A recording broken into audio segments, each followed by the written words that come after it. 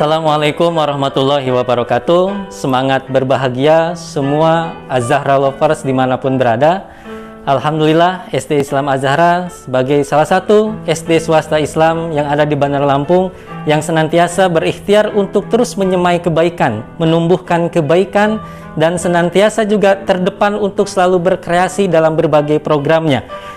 Tentu saja hal ini dilandaskan pada program-program edukatif, program-program inspiratif, yaitu Az-Zahra e-Talk. Pada tayangan perdana kali ini, SD Islam Az-Zahra menengahkan sebuah tema yang tentu kita tidak asing, yaitu tentang New Year, New Normal.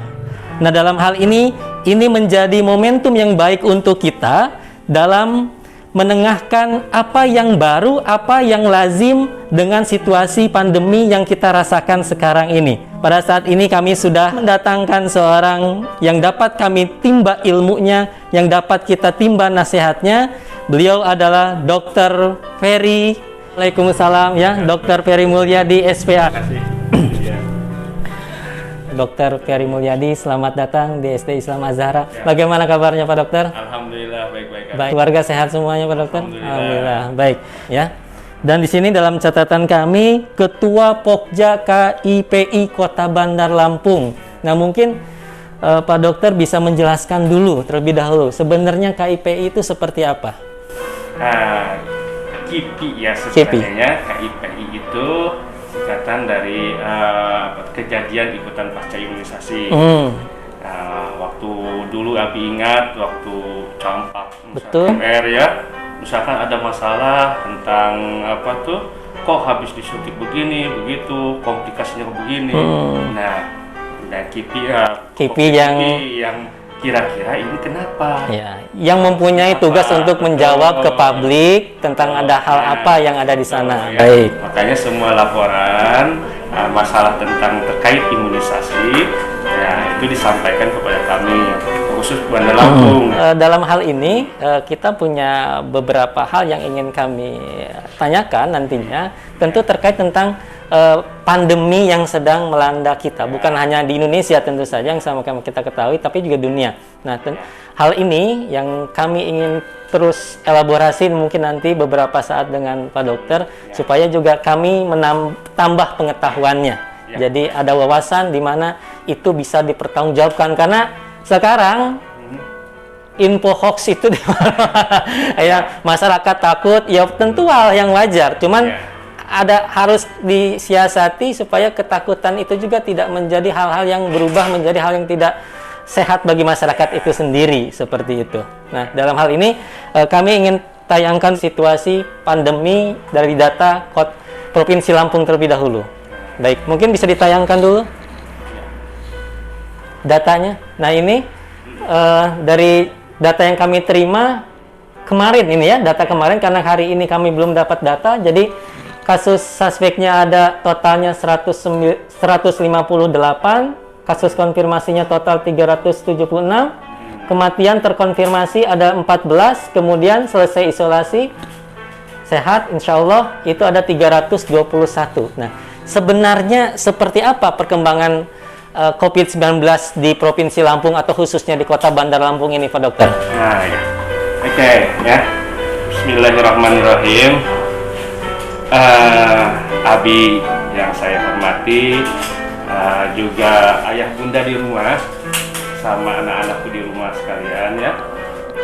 Saat ini sebelum menginjak ke Lampung, sebaiknya kita tahu dulu sebenarnya apa itu corona itu ya. Baik.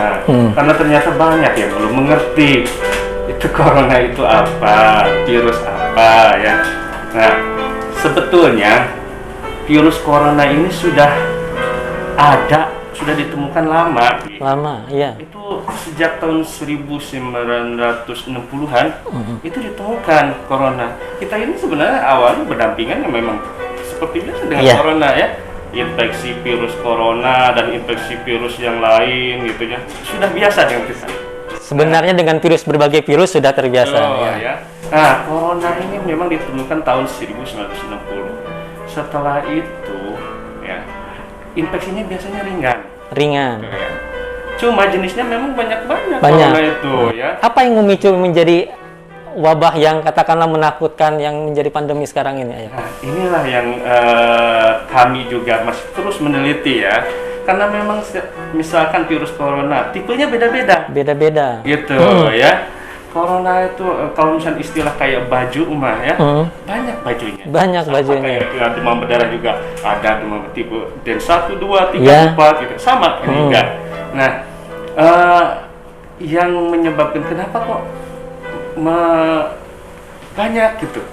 Nah, itu tergantung pada daya infeksiusnya. Gitu ya. Karakteristiknya memang beda-beda. Dan ini juga berkaitan dengan daya atau imunitas seseorangnya juga. Betul, Baik. memang.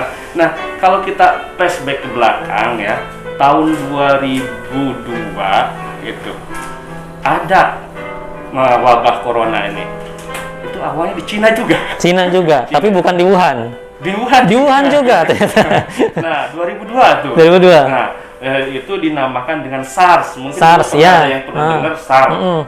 Severe Acute Respiratory Syndrome atau sindrom respirasi, kegagalan respirasi yang akut dan berat gitu ya. Nah, SARS itu penyebabnya corona di Cina 2002. Nah, 7 tahun kemudian 2019 ya, Cina lagi. Cina lagi. Nah, diteliti dan ternyata kan waktu itu kan tanggal 31 Desember ya 2019. Nah, ketahuan tuh, loh kok ada wabah baru. Nah, peneliti Cina heran juga kenapa kok ini kok virus apa ini? Iya. Tanggal 7-nya baru ketahuan, oh ini ternyata virus corona juga, tapi tipenya tipe yang baru. Makanya waktu itu dinamakan novel coronavirus. Artinya novel itu baru. Baru. Nah, karena memang mirip-mirip dengan coronavirus waktu tahun 2002, ini dinamakan SARS yang coronavirus 2. Jilid 2. Dan kita berharap nggak berjilid-jilid ya. Mudah-mudahan ya, mudah-mudahan. Nah, makanya yang tadi ada suspek, konfirmasi, nah confirm, nah gitu ya. Ada yang namanya lagi probable. OTG itu sudah mulai ditinggalkan. Nah, Jadi kita menyebutnya sekarang ya suspek, konfirmasi, tapi tadi ada yang namanya probable. Ya, nanti saya jelaskan ya. Jadi kalau misalkan ternyata si coronavirus itu kita terinfeksi, ternyata 85%-an itu tidak bergejala. 15% bergejala. Dan 5% itu bisa kritis. Gitu ya. Hampir setiap hari mungkin ya. Nah, yang kedua selain jumlah virus, juga daya tahan tubuh kita. Baik. Ya, daya tahan tubuh kita, kondisi kesehatan kita. Sekarang ya, kondisi kesehatan kita gimana? Kok kebanyakan kok orang dewasa sih yang KO ya? Nah, gitu. Banyak ternyata hasil laporannya ada kebanyakan punya istilahnya komorbid atau penyakit penyertanya yang memang sudah diidap sama dia. Ada riwayat yang lain ya. Kencing manis, penyakit jantung. Jadi hati-hati nih bagi para Azhara lovers maupun yang lainnya, bahwasanya ini tidak serta-merta penyakit ataupun COVID-19 itu sendiri, namun juga ada hal lain yang mungkin ada menyertai di sana. Ada beberapa penelitian menyebutkan bahwa memang kalau anak-anak itu ada istilah kami reseptor di sel-sel saluran napasnya, termasuk di paru-parunya, yang dia akan menangkap si virus itu. Dan reseptornya itu memang jumlahnya lebih sedikit, tapi lebih poten, dan daya tahan tubuh dia lebih bagus dibandingkan yang dewasa. Mungkin itu yang menyebabkan anak-anak lebih kuat gitu. Lebih kuat. Anak-anak itu yang mengidap atau terkena COVID-19 kebanyakan memang gejalanya itu tidak khas. Berbeda-beda. Tidak khas, tidak seperti dewasa, sesak napas dan sebagainya. Anak-anak malahan ada yang cuma mencret saja, pasti periksa EE-nya, mohon maaf ya, ternyata positif corona. Disangkanya kok kayak gejalanya kok kayak demam berdarah, hasilnya positif demam berdarahnya. Ternyata bukan demam berdarah, malah ternyata coronavirus. Coronavirus ya. Benar-benar tidak spesifik untuk anak-anak itu gejalanya, termasuk hasil laboratoriumnya juga Baik. tidak terlalu khas seperti orang dewasa. Nah, maka dari itu ya. Pak dokter, mohon maaf sebelumnya, apakah dalam hal ini bisa disebut identifikasinya lebih sulit untuk anak-anak ya? Betul, Ya. dalam tanda kutip Ya. identifikasi memang sulit. Sulit untuk Ya, anak-anak. nah, positif belum tentu positif, yang negatif belum tentu negatif. Tapi Baik. kalau yang positif sudah positif, anggap positif sampai terbukti bukan. Itu ya. Saya cuma ingin menyampaikan bahwa Ikatan Dokter Anak Indonesia tanggal 17 Agustus kemarin saja memang memberikan tanggapan bahwa, Respon ya. betul, bahwa angka kematian anak di Indonesia memang paling tinggi.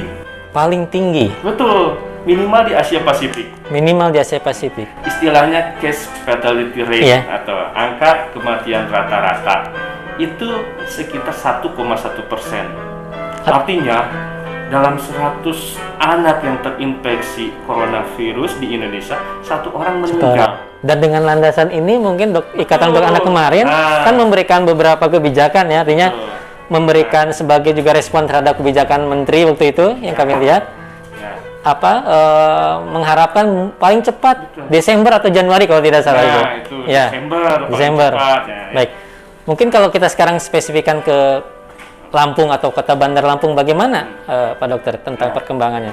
Memang yang kasusnya yang 376 ini di Lampung ini ya paling banyak di Bandar Lampung. Di Bandar Lampung Ya, paling banyak. setengahnya itulah jadi rata-rata sekitar 100. Karena mungkin mobilitas penduduknya ya, artinya Bisa jadi. Jakarta, Jawa lain sebagainya ataupun ke daerah-daerah lain. Karena kan transmisinya apakah ini sudah lokal atau seperti apa sebenarnya? Sebenarnya kalau misalnya sudah lokal, iya lokal. Lokal. Hampir 50% itu di Bandar Lampung. Dan di Bandar Lampung datanya itu paling banyak itu yang saya lihat itu di Panjang. Oh, di wilayah Panjang. Baik. Panjang, Kemiling, Sugarame gitu ya. Hampir semua daerah di Bandar Lampung ini kecuali satu, Teluk Betung Barat. Teluk Betung Barat malah. Belum ada yang terkonfirmasi. Iya. Ya itu. Baik. Nah, sekarang masalahnya gimana dengan sekolah? Iya, baik. Jadi kan ada istilah no way back to the normal. Artinya tidak ada jalan kembali untuk yang normal seperti sebelumnya. Kita harus menyiapkan hidup dengan kenormalan atau kelaziman yang baru seperti itu. Nah, ini yang mungkin seperti apa sebaiknya kedepannya lebih khusus lagi dalam hal ini adalah sekolah ataupun pada umumnya kita bermasyarakat, bermuamalah dengan yang lainnya di luar lingkungan sekolah.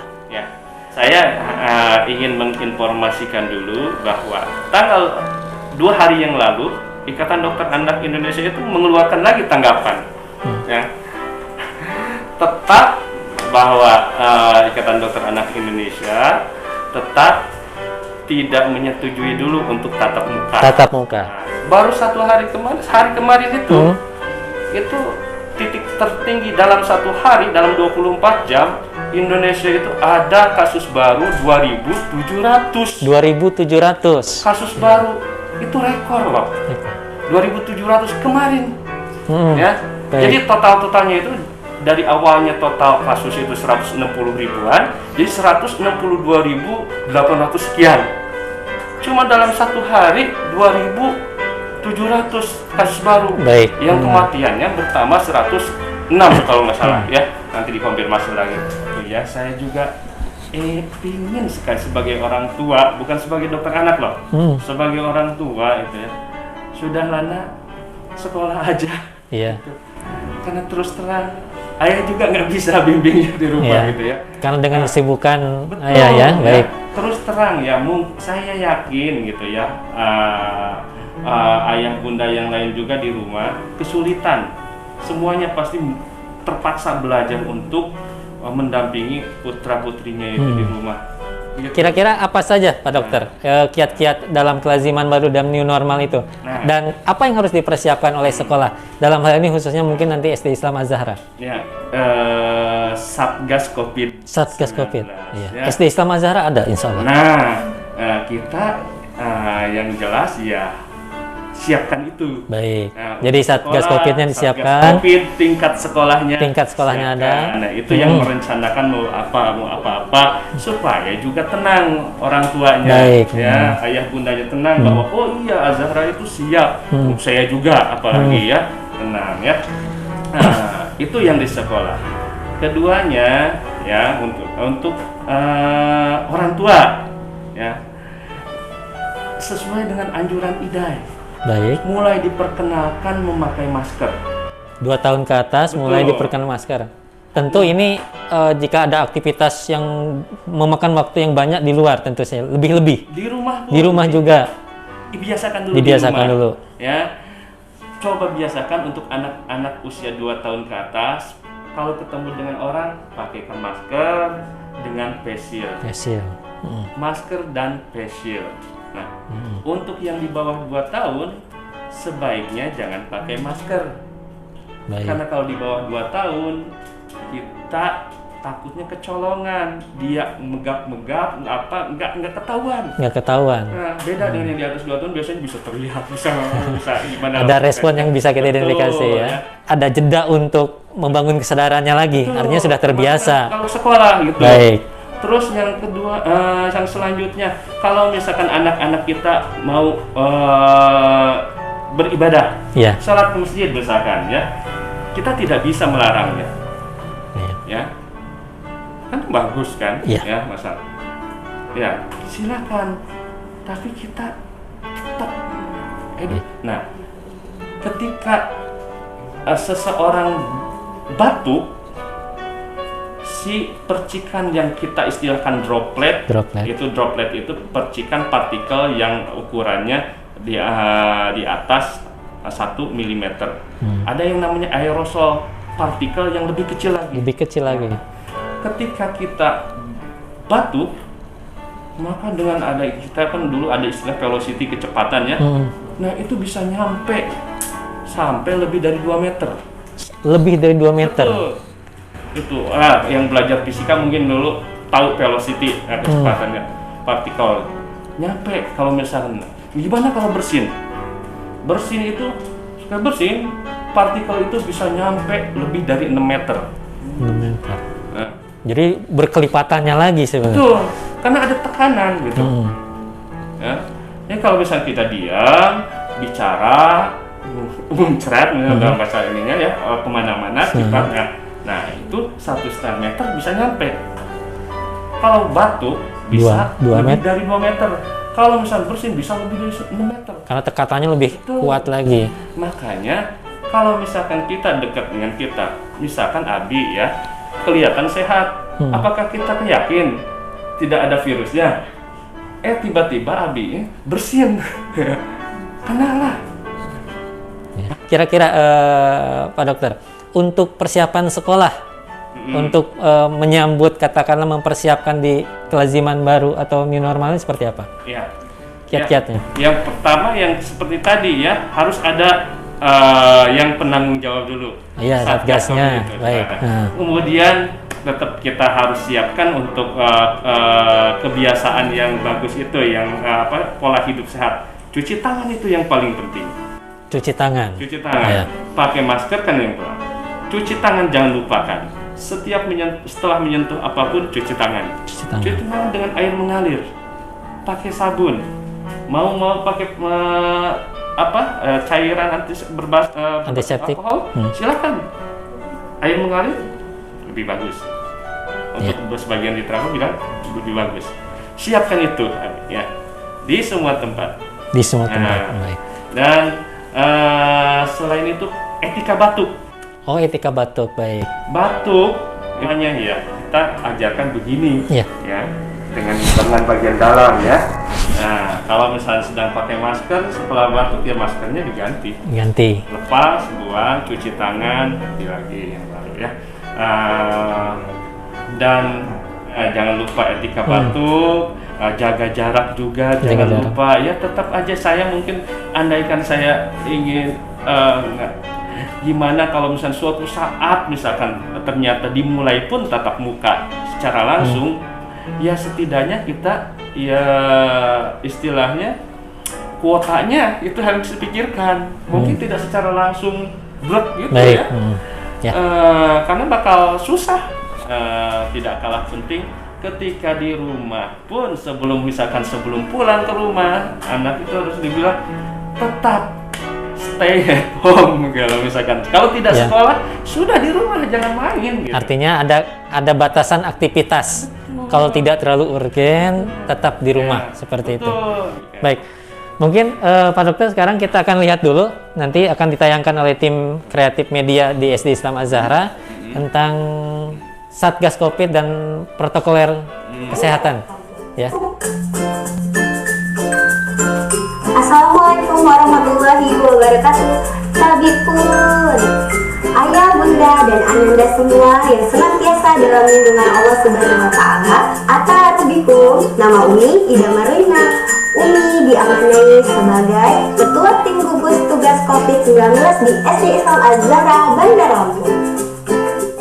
Dalam rangka mempersiapkan new normal learning di tahun pelajaran 2020-2021, SD Islam Az-Zahra Bandar Lampung menyiapkan protokoler kesehatan sekolah dan peserta didik, serta proaktif dalam pencegahan potensi penyebaran COVID-19 dengan arahan dan petunjuk pemerintah maupun gugus tugas percepatan penanganan COVID-19.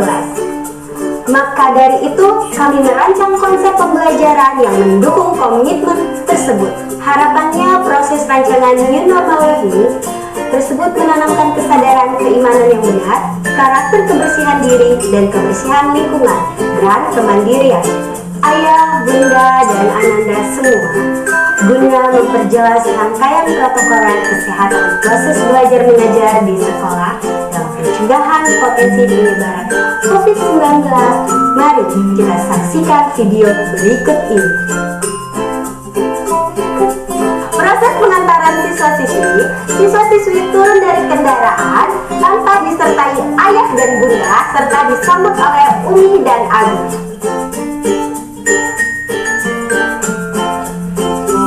Kemudian siswa-siswi akan dicek suhu badannya, membersihkan tangannya dengan hand sanitizer, dan masuk bilik disinfektan. Siswa-siswi akan diberikan face shield dan langsung memakainya.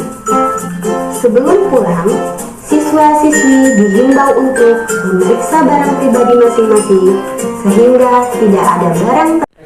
Baik, setelah melihat tayangan protokoler kesehatan yang ada di SD Islam Az-Zahra, Pak Dokter, apa pendapat Pak Dokter dan apa nasihat untuk SD Islam Az-Zahra? Nah, ya, saya lihat tadi memang protokolnya sudah jelas ya, protokolnya sudah jelas, sudah bagus, tinggal implementasinya saja di lapangan. Nah, jangan sampai kendor implementasinya ya. Jadi harus dijaga, diawasi, dan diingatkan oleh dewan gurunya. Ya. Dan ingin saya sampaikan itu tentang apa? Imunisasi. Jangan sampai salah ya, ayah bunda sekalian di rumah. Kalau misalkan pada orang dewasa banyak sekali yang meninggal atau misalkan yang berat terinfeksi virus corona ini karena memang punya namanya komorbid atau penyakit penyerta. Nah, pada anak kalau misalkan ternyata dia imunisasinya tidak lengkap dan dia sakit, misalnya jadi campak lah, jadi difteri lah, atau batuk sari, itu bisa jadi komorbid dia atau faktor yang bisa membuat ketika terinfeksi corona jadi berat. Gitu. Jangan salah, ya. Imunisasi tetap harus jalan. Ya. Jangan sampai ditinggalkan. Tapi ya imunisasinya tentu saja per individual. Maksudnya ya tidak sampai imunisasi massal gitu. Ada kerumunan. Diatur, ya. Ya. Nah, Artinya tidak ada kerumunan tetap betul. di sana, Pak Dokter. Jangan ditinggalkan, karena meninggalkan imunisasi sama saja membuat anak kita menjadi punya faktor komorbid gitu ya. Ini protokolnya sudah bagus ya. Cuma di lapangannya kita harus kerja keras. Nah, implementasi jangan sampai lengah. Gitu. Bagus kok. Nah, mungkin ada pesan bagi siswa-siswi SD Islam Az-Zahra dan berikut juga dewan gurunya, Pak Dokter. Iya. Nah, ya. Yang pertama ya untuk dewan guru ya. Nah, saya berbicara untuk dewan guru ini sebagai orang tua yang terus terang merasa ketakutan juga khawatir kalau misalkan sampai tatap muka bagaimana. Baik. Ya, bisakah terjamin protokol itu dilaksanakan, ya, dan mudah-mudahan dan saya kalau lihat seperti tadi percaya sama Abi Umi akan menjalankan protokol sesuai dengan yang sudah ditayangkan tadi. Baik. Ya, itu, dan mudah-mudahan juga tetap terus istiqomah, ya, tidak boleh kendor. Nah. Jangan sampai gitu ya, jangan sampai hanya kita push anaknya saja tapi kita sendiri yang lengah, ya. Terus untuk anak-anak sekalian gitu ya, sekolah kalian ini sudah membuat atau merancang sebagian bagusnya, gitu. Ya, jangan sampai di sini sudah bagus, tahu-taunya di rumah kembali ke kebiasaan lama. Baik, terima kasih Dr. Ferry atas waktunya yang sudah diluangkan untuk SD Islam Az-Zahra dalam membahas New Year, New Normal, dan ini merupakan tayangan perdana Az-Zahra e-Talk. Semoga kedepannya kita akan ada tayangan-tayangan edukatif, tayangan-tayangan inspiratif yang lain lagi, dan ini akan menambah wawasan kita semuanya, dan insya Allah sangat bermanfaat untuk kehidupan kita semuanya.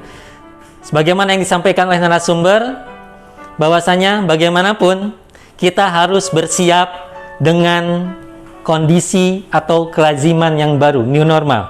Karena itu akan membawa manfaat untuk kita, namun juga untuk orang-orang yang kita sayangi yang ada di sekeliling kita. Tonton terus Az-Zahra e-Talk melalui channel YouTube kesayangan kita semuanya, yaitu di channel YouTube namanya SD Islam Az-Zahra Bandar Lampung. Like, comment, share, and subscribe untuk mendukung perkembangan channel YouTube kita semuanya.